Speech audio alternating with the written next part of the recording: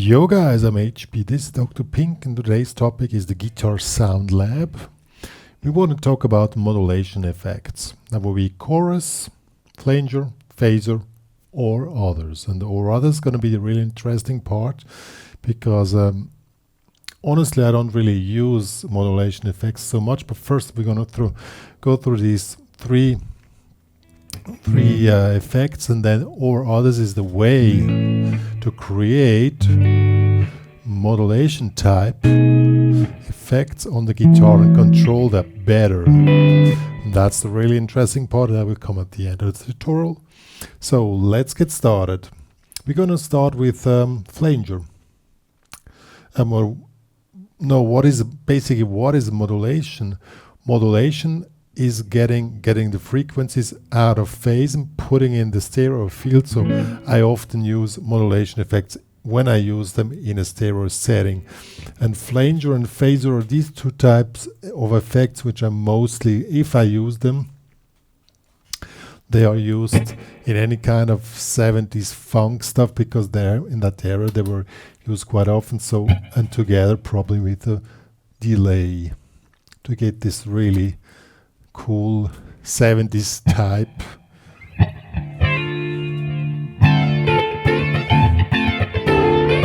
And as you can hear, the flanging effect, the flanger effect gets when the frequencies are really near to each other, and this creates this flanging effect. And here I set it on a tempo that this flanging effect comes like a wave, you know.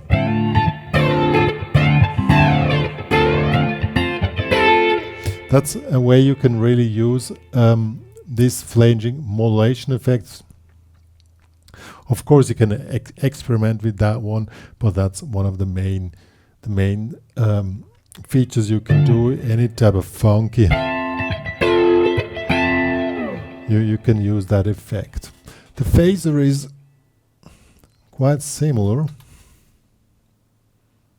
Let's put in the phaser. Also used on funky stuff. Has a whoa, and there you can hear the wobbling thing, and that's basically the wave which is created, and you can sync it on a tempo of a song. Here I also added the delay to get this. There you can hear this whoa. Phaser is doing this whoa effect, and it's also great for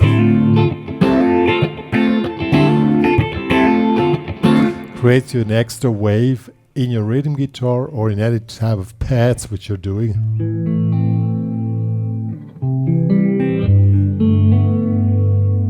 I mean, it's personal taste, but that's what you can do. Can be really a nice effect. Then last but not least, chorus. Chorus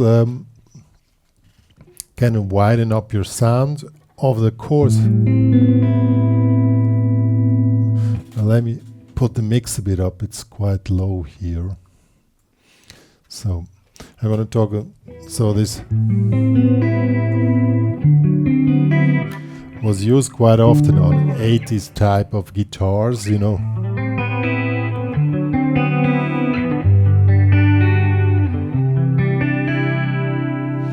You can use it for this wide open string chordish,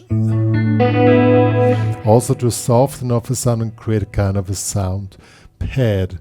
And here the mix is on 50%. If you put it down like on maybe 10-15%, oh, I just switch back. And then you have this called the detune effect, gives you a little bit more volume without putting this chorus effect so much in front. See,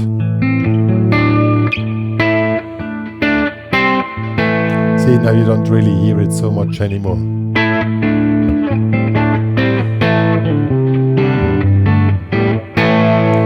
So this was the chorus like on 17%. That's creates this kind of detune effect, and this widens up your sound without giving this special chorus note on the sound. There's also personal taste if you want to use it or not. So this is basically what modulations effects are doing. They're great for sound beds to widen up your sound, but the field where it's really used often is not so big, but of course it's the personal taste. But what are really in the and others, now comes in others. That's the really cool part. I love the detune and this widening up the sound effect of modulation effects a lot, but I personally don't like the sound of the regular effects. But how do you widen up the sound without changing the sound?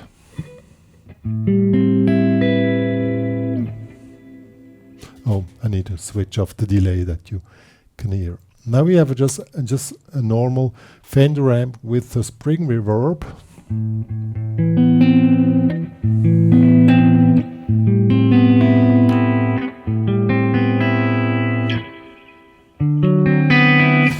Now to understand how you create your own modulation effects, you need to know what a modulation effect is doing. It just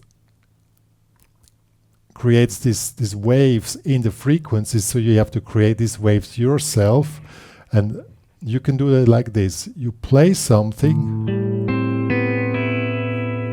and now you press against the guitar and pull the guitar back, and this distorts the frequencies. You start from here to here, and you're mixing up the sound by just pulling it away. And this way you have a really cool effect. And if you add the delay again, sounds quite similar to a chorus, but it doesn't change the sound so much, and you have full control when you want to have the effect and when not, because you can play.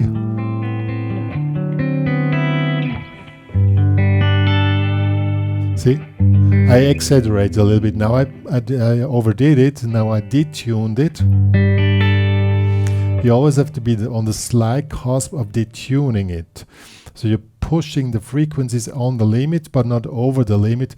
And then you create your own personal modulation effects, which is really cool. You know, you can play something like...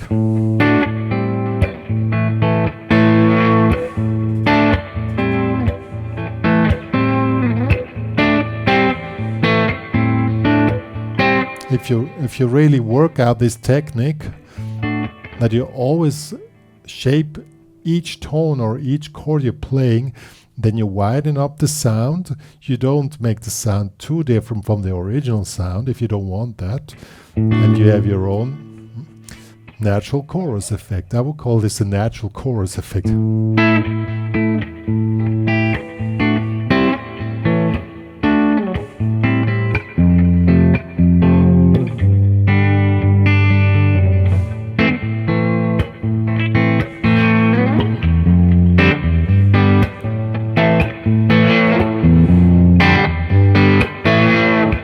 Really a great way to richen up the sound of your guitar, and I just want to suggest to you to try this method. You can also try the pedals, is no problem, but there's not really much to say about that type of modulation effect. But this type of modulation effect is really cool, and just figure it out. Works great on OpenSea. Or if you put up the reverb or the delay, let me change the reverb. This was now a spring reverb. Let's do kind of a digital reverb.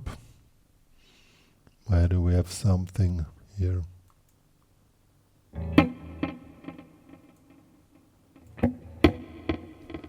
And take out the delay a bit.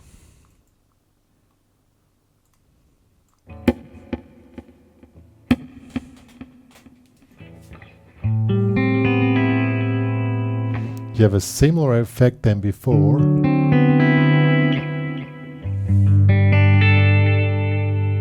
You don't notice that you don't have you're doing the natural chorus on your guitar, and that's really great. And that's my suggestion for you guys out there.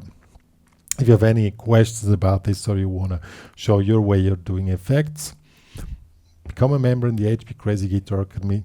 Please support the work which me and Dr. Pink are doing for the guitar community, and also share this channel to the world, that people know that me and Dr. Pink are existing. We're going to do more sound lab stuff, you know, like getting into the real nerdy stuff.